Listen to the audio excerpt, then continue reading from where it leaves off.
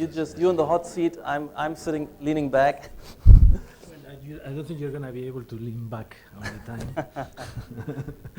time. So thank you very much for inviting me to this event. Sorry that I couldn't come until now, and therefore I don't know whether I'm going to be pointing at the right issues. I don't know what has been going on before, and I don't know whether I could understand very well your brief. But I'm going to try a couple of experiments, which I hope, if not provide much clarification about the discussion that you probably had before, will hopefully bring the opportunity to discuss some of the issues that you are putting forward in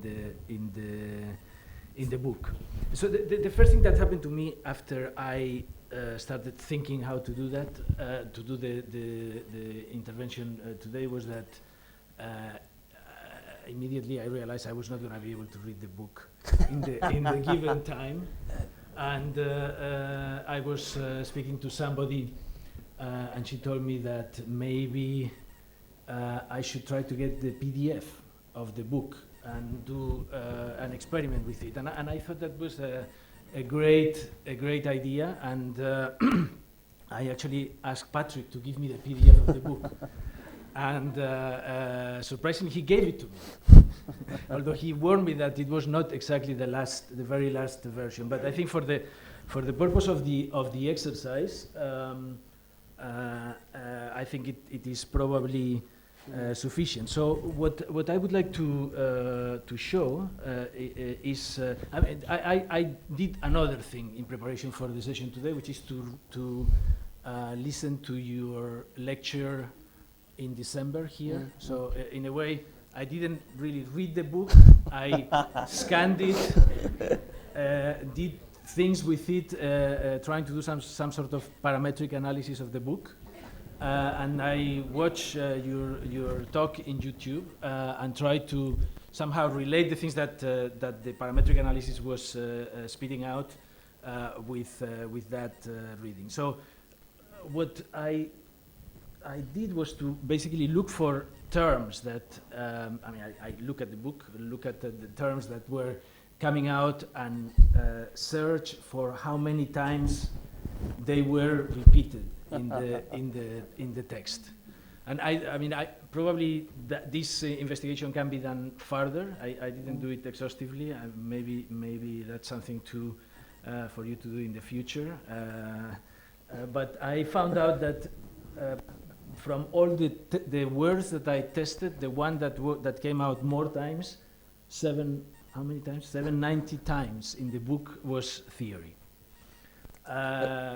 So that's the book is 450 pages, more or less. So more than once in every page you talk about theory, which is remarkable, considering the fact that you must have been very busy with practice lately.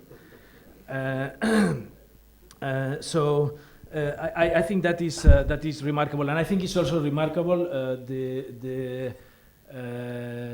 your courage to do a manual today, or to attempt to do a manual today. This is something that I always wanted to do myself, but I couldn't do it, and I will come back on this later on in the presentation. Because I think one of the questions probably that we could discuss today is whether to make a manual is something that is relevant today, and what kind of manual may be relevant to do now. So going down in the list, there is autopoiesis, which is which appears also very often in the book. I'm not sure I still understand what you mean by autopoiesis, because I think that autopoiesis would suggest seemingly that there is a discipline, and the way you describe it yourself, I think, talks about a series of conversations amongst people, that are intertwined with also the relationship between these people. And I mean, it's almost like a felt of threads that are right. that are weaving into each other and producing something that that construct this kind of evolving. But I'm not sure whether the term gives clarity in terms of whether the discipline is autonomous or not, and this is also something that because it looks as if you are suggesting by using this term that the discipline has a certain inertia by itself, or a certain process by itself that is independent from other fields, and yet the book, I think, is constantly insisting in those external fields. Now, from what I heard in the last intervention, you seem to suggest that the term allows for the insertion of external disciplines to architecture. Well, I think it's an interesting point. I just mentioned the formula openness to closure. Yeah. It's like I mean, the term autopoiesis comes of biology. It means that you're going to separate out a boundary which allows for an intensification of internal relations, but it is not the cutting off. The cells are living in a medium, in a body, in an environment, and there's metabolism, there's exchange. But the exchanges between inside and outside are different from the exchanges between inside and inside. And I think that's also important, that there is, of course, a degree of separation, and the impacts are not pushed through. It's a difference between kicking a dog and kicking a ball. The one is an instant translation of external into force, and the dog has options, works through this impact, and there's delays, and you can maybe kick the dog 3 times and then comes the response. So that's where this comes from. And I do believe, yes, we need to this is kind of network, this felt, but there's a boundary. And the felt and connections continue, but far less and of a different order. It's a bit like, the other metaphor is the kind of the submarine in the ocean, and the kind of narrowness of cognitive connection and impact connection, highly specified and specific, and that's the kind of, let's say, the kind of autopoiesis replacing, or I think as far as I'm concerned, solving that debate between oscillation between an autonomous conception, and then you realize that you can't be autonomous. You have to kind of connect and allow other influences to come in, and then you realize there seems to be a kind of internal trajectory. And I think this formula of openness through closure, the distinction between internal communications and communications with an environment which are more irritations and perturbations, I think is a good way, and you can apply it quite widely. You can apply it also, for instance, to companies, to corporations. You can apply it to discourses, to all sorts of social systems. I'm going to the next term that I found, which was function, and I think it's also interesting that function appears here before form. It has been said just now that most of the approaches that aim at a certain autonomy of the discipline rely on form, and yet at least the kind of parametric analysis of the book show that function features more importantly than form. The next one down is systems. Obviously, the idea of the parametric style, and your reference to Luhmann is probably behind the appearance of or the prominence that the word system takes into the text. Maybe it's better to move on, because social, which is in this case associated to systems, so we have to think that social, and I think this is also why I thought that despite the fact that you seem to be talking about a certain idea of autonomy of the discipline by using autopoiesis, you constantly refer to issues that are beyond the beyond and within. Well, I mean, there's also our social relations or the communicative relations and structures which organize the internal discourse. Yeah. Yeah. Surprised actually because species in an ecology is constantly responding to other species and also inanimate things, but it doesn't do so by evolving into them or Lamarckian methods. It maintains its internal definitions, what makes it a species, its autonomy.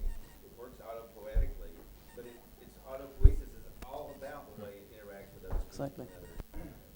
So what you are saying is that autopoiesis is a process that enables a certain closeness of parameters while retaining a certain relationship Yeah, to in fact, the It's a outside. kind of mediated relationship to the environment, highly mediated, highly artificially mediated and evolved. You know, so it starts in biology as a part of the the difficulty to define a species. Mm. You know, Okay, so then let's move on to other words. Style obviously features very prominently, and I mean I was thinking about the question of the subject of style on two directions. One is I'm not sure. I mean I actually, we haven't got yet to parametricism, but I think that your idea of turning the parametric into a style is interesting, but I don't know whether it does any favors to parametricism, simply because I don't think that style is such an important or such a powerful tool today in terms of generating some sort of political consensus or political drive that would potentially transform reality. I mean, I think that Jeff was saying not so long ago here that the iPhone. Did you tell me this, or did you? But I think I've heard it from you. The whole thing of the iPhone as not diversifying the taste to a point in which you can no longer ask someone, do you like jazz or do you like cool jazz even? But people will tell you something much more sophisticated, something that is a kind of hybridization of styles to such a point when actually the only thing you can do is to ask somebody, what are you carrying in your iPod, which is something that is actually very indicative of how someone thinks or behaves today. So in that sense, the claim that you make in the book that by declaring parametricism a sort of contemporary style as a way of empowering the discipline, I am not sure whether the style is a tool that would actually help you to generate some sort of transformative collective drive or political consensus. It becomes a question nearly of strategic terminology deployment. And of course, I thought about this. Yes. No, I understand. But then I have to switch that up. Yeah. No, I think it's me and the speaker. I agree. I mean, it is a hard struggle because the term has been nearly out of circulation, has been clobbered, has lots of association with superficiality. But I think also you can't. I do want to have that connectivity with a certain depths of history of the discipline, and I'm developing a whole theory of style to distinguish epochal styles from transitional styles, subsidiary styles within within an epochal style, the difference between passive styles, and active reflective styles. And I just feel, for instance, something like the Renaissance, the Baroque, these are very powerful paradigms. And particularly also then, let's say, neoclassicism, historicism for the 19th century, and modernism. And in fact, the concept of style became a very active protagonist, which in the end launched modernism 100 years later. And in the 1820s, you had out of art history the observation of historical styles and regional styles and cultures, together with the Hegelian idea of the spirit of the age and the spirit of the people. And it raised the point. It was before you had, as I think you had active styles where the Renaissance was a kind of conscious, innovative project with forward drive, which defined and demarcated progressive and valued architecture, and then denigrated, let's say, everything medieval. These are what we call active styles, whereas everything prior, vernaculars, are kind of passively described styles. They didn't have an active. But the 19th century, when the concept of style entered the discipline, and the question was raised, in which style, after style had been described, should we build? That was a quite intense discussion, was picked up in the mid-century by Semper, and again at the end of the century, and became a problem to be solved. And it's also the century, this quest for a style which represents the conditions of the industrializing world, of a new kind of era, and finally, as it were, in a sense, led to this powerful breakthrough in the refoundation of the discipline with modernism. And as I quoted earlier, it's not only Hitchcock, Russell, who to a certain extent rehabilitate the style. Of course, there was conflict in the 20s where you initially didn't want to too quickly canonize yourself into this. There were rejection of the concept of style and of aesthetic values, in fact.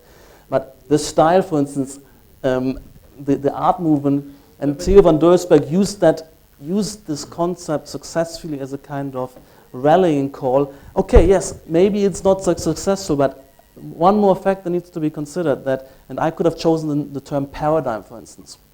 But paradigm is a concept out of the sciences. Style is the concepts out of architecture itself. And further, I would say that in terms of the outside audiences, it's nearly the only category through which a societal environment perceives and reckons with architecture, takes notice of architecture. So I thought if we can internally launch the idea that there is a contemporary style, there would be a lot of attention, because nearly the only thing I think the outside world would pay attention to if there was coming out of the internal discourse the recognition of a new style, that everybody would fly towards it. That's my feeling. That would energize and vitalize the internal discourse, those who claim allegiance to that style. I know there's a lot of rejection internally at the moment. Nobody wants to be categorized. Everyone wants to be kind of keep the options open.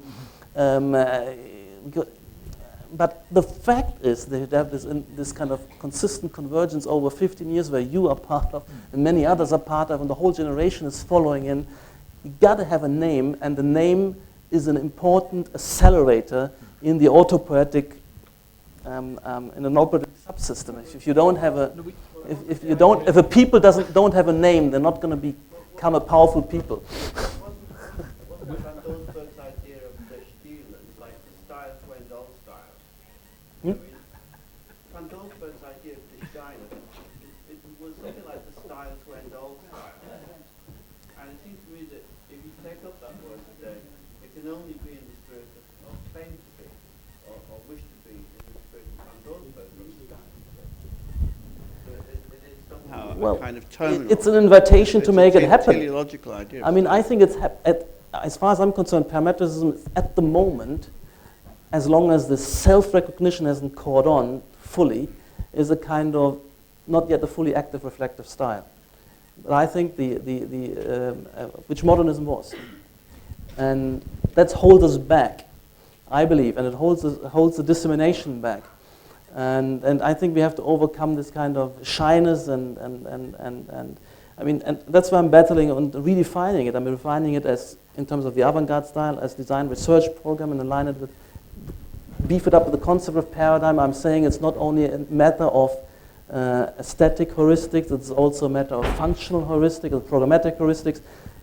which is different. We have a totally different way of understanding, breaking down, and working with programs than the modernists. It's specific and it's quite aligned because we're talking about programs in terms of parametrically variable event scenarios and activity clusters, and we're trying to work on program much more literal now with crowd simulations and agent modeling. I mean, so I think it's a totally different way, and that's inside the concept of style I'm having, and it's at the same time a kind of deepening and making profound of the concept, which in fact also Hitchcock and Russell tried to do, and the kind of denial of the importance of appearances and aesthetic values as part of how architecture functions. That denial is partly responsible for also kind of casting away that concept of style. I don't know. I mean, it's an open discourse. Are we buying into it or not? I mean, and yeah. I mean, the problem is that I'm inviting that everybody makes to the parametric sound like a conspiracy. I mean, in the following sense. I mean, I think sometimes you get one. I mean, actually, at the beginning of the 15th century, a number of people sat down to dinner in Florence. Some of them were humanist scholars. And they said, we've been recovering these ancient texts for 50 years. Wouldn't it be a good idea to kind of like spread some of this into architecture and painting? And the painters who'd been invited and architects said, yes, it would. And actually, they ended up in the evening. Someone said, well, what are we going to call it all? I mean, just the tech stuff you call humanism. That's not good enough. And someone actually says at the end of the evening, how about we call it the Rinascimento? I mean, that's how we got the Renaissance. I mean, it's conspiracy. I mean, at that level. The trouble is that makes the book kind of a bit redundant. I mean, it's the same with... I mean, you oughtn't to, I mean, if you have a modernism was not conspiracy, you bizarre. oughtn't to tell people. Okay, Get down to the names. What names? Like when you count the names. Like The names. Kipnis, Zaera. That's the end. That's the end of. I have a few of those. So let's go quicker because I think the computer is also going to sleep. Communication is also featuring very high on your agenda. Avantgarde. Avantgarde was one that actually you keep opposing to mainstream, and so obviously avant-garde appears many more times than mainstream. So there is nothing surprising about that. But maybe art is more interesting because art is the last boundary that historically you say the discipline in this kind of process of emancipation from other disciplines is the last one to be broken, and is paradoxically the one that you are still considering as more important by the number of and I'm speculating about further break-offs in the future, but that's volume 2. A distillation of the core competency, further narrowing of the. This is an interesting one because another one of the oppositions that you keep bringing forward in the text is the opposition between space and field, and space is some sort of modernist category or traditional architectural category, while modernist parametricism is related to field, and yet space appears considerably more than field. Form comes immediately after. I mean, I think what is interesting, and probably I didn't have time to do this research, but this tool also shows what every one of these words is associated to, and you can scroll it. You can see that there are many other associations between these books, but this is some sort of cross-referencing that probably code is an important one. I think that this is related. We haven't seen parametricism yet, so it's volume 2, final chapter. All these things appear before parametricism, and I think that obviously code is related to the idea of parametricism, which I think is peculiar that you choose a term that is, and maybe we should. No, I'm not sure if you keep grasp going. this. This is a more abstract concept out of Luhmann's social system theory. It's not algorithms. It's not, although Luhmann uses the analogy, why he's choosing the concept of code and the programming of the code. But it's not literally meaning digital code. And yet, I mean, let me see. Parametricism doesn't appear yet. Yeah. Well, it's volume but 2. I think it's interesting that you choose a technical term to define the style. So, and it's a technical term that relates on. It's a technical term that enables the style to relate to some sort of zeitgeist. Yeah. In a way, Yeah. technical term related to what we can do now, what is current, but it's also a technology that, following your own explanation, enables architecture to relate to an ultra local, or ultra specific, ultra contextual approach to architecture. I mean, let's move on, because I think we are running out of time, and there are many more terms. Drawing as opposed to construction, Luhmann, obviously parametricism. So parametricism appears 172 times, which is more or Even less though every three pages. Construction appears obviously after drawing. So again, you are consistent in being in claiming that theory or discipline are more important than the fact of building. Mainstream appears much later in the list. Scientific, also below art. So that is also consistent with the argument that you are putting forward. Beauty much behind function. I don't know what that means. Field appears also But after. it absorbs much more of my energy in the design process. Autonomy, and then there are all those issues that are related to maybe other fields. Economy, politics, 37 times. Zaha, 32 times. I don't know what that means. I don't want to. Integration, Kipnis. A few. Not as many as Zaha. Not as many as Zaha. Rem. Anyway. And so now I'm going to as a way of finishing this kind of experiments with the book. I'm going to do something a little bit naughty, which is to bring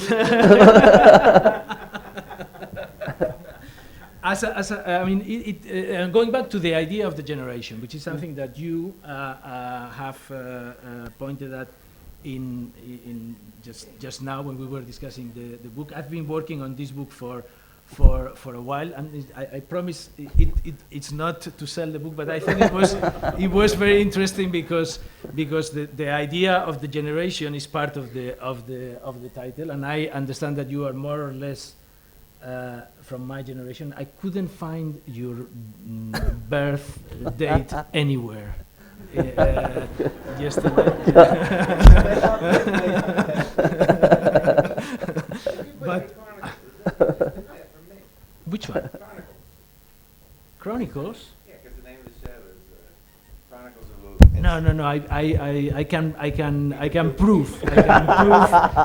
The editors can prove that actually Chronicles is there for a while. Has been there for a while. Anyway, what this I think is interesting, and it relates to your idea of proposing something that brings together a whole generation in a way, a whole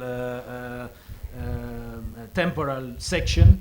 But in a way, what the reason why I brought the book is because it almost follows an entirely different strategy that I thought it was interesting to. Is that put out? it. No. It's I mean, it's Okay, in progress. in progress. But I thought it was interesting to show it as a kind of alternative because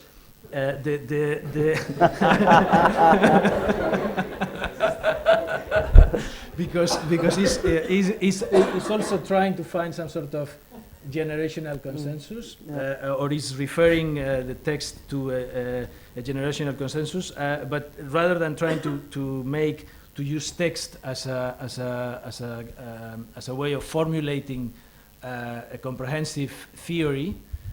What I'm doing, probably because I am not capable of sitting down like you and writing a treatise, is to simply recycle texts. And so one of the first... Sponsor. For what? For During the book, yeah, like myself.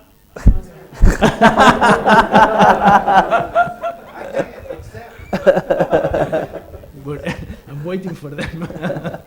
So anyway, what I think what is interesting about the difference is that the texts in this case are are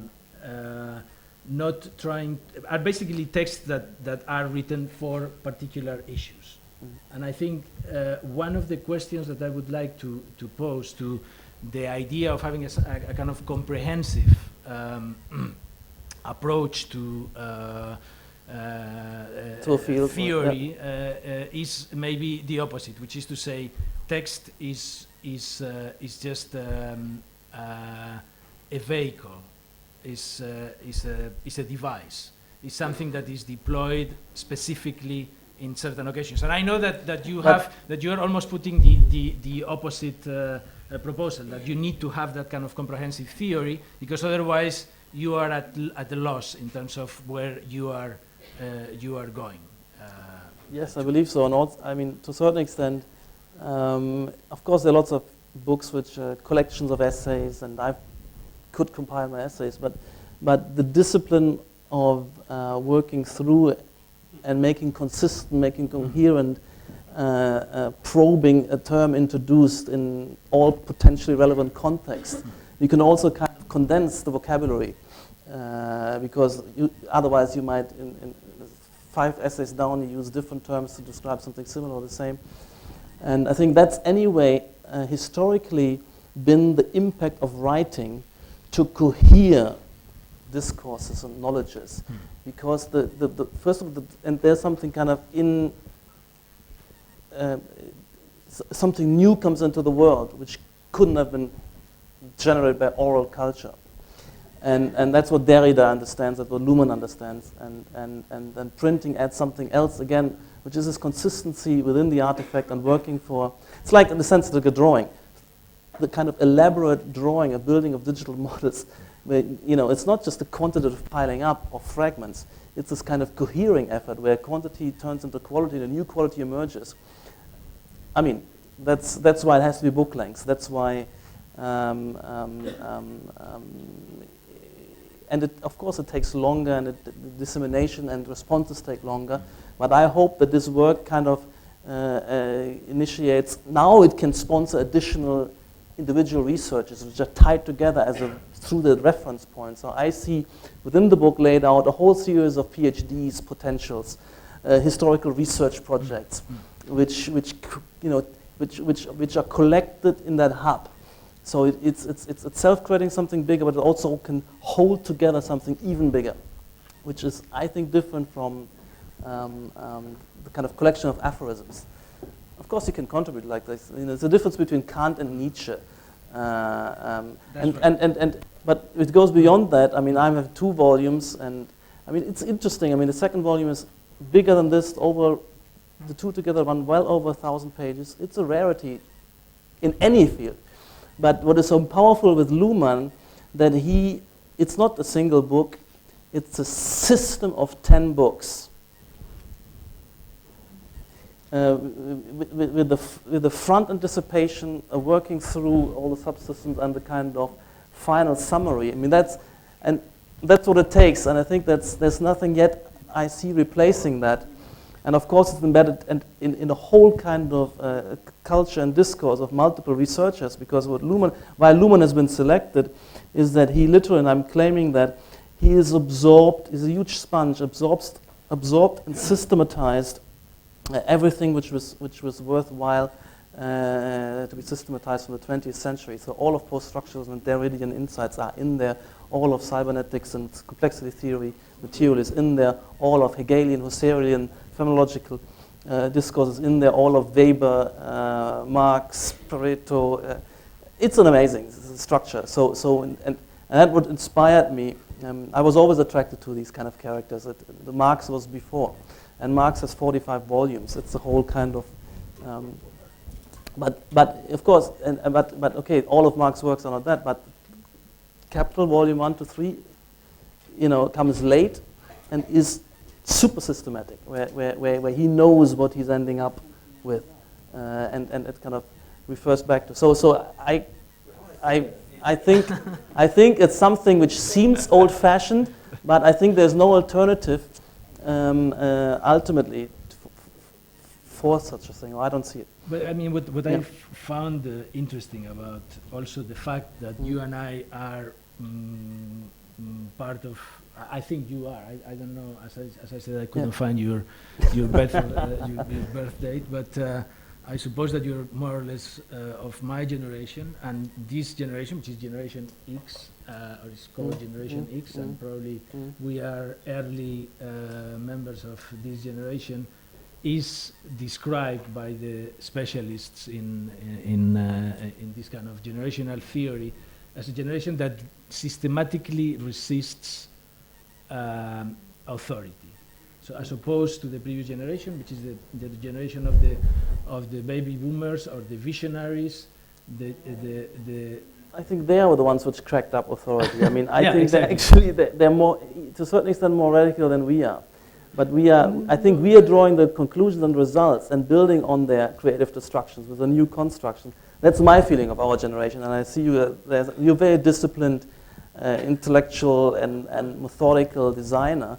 And I always thought that, I mean, there's some curious coincidences of what we've been looking at. We're both looking at post-Fordism, tradition of postmodernity at a certain early stage in the discipline. I mean, and I was also impressed that you had this kind of 20,000 word article attempting to write the politics of the envelope. And I'm referring to this in volume 2, so you have to. So I'm interested in this discourse, and I wonder if you can say anything more about the highlights of this. I mean, I don't think that there is any point in explaining the book, but I was curious and interested to see that basically your approach, being part of the same generation and probably being interested in many of the same subjects that I was interested, you decided to take a kind of comprehensive, systematic approach. While I think that perhaps today it is maybe more effective to use text within architecture as a device, rather than as a kind of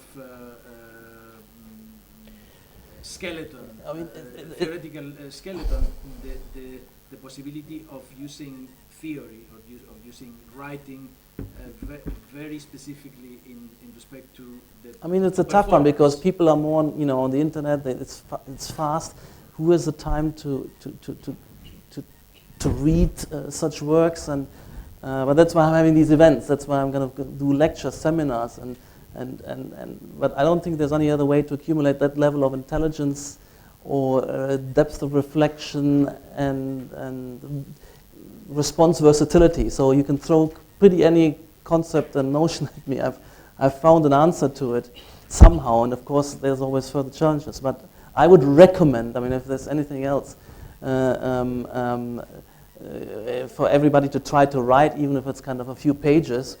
That has always been a clarifying effort, but to once you had written a few articles, look at them and see how they make sense together, and I also invite everybody to be guided by this work, specifically, because it was made for a purpose to be kind of build upon critique, but also further detailed out and applied. I mean, that's my hope. Shall we leave it there? I think so. I think we Okay. exhausted the Thanks a time. lot.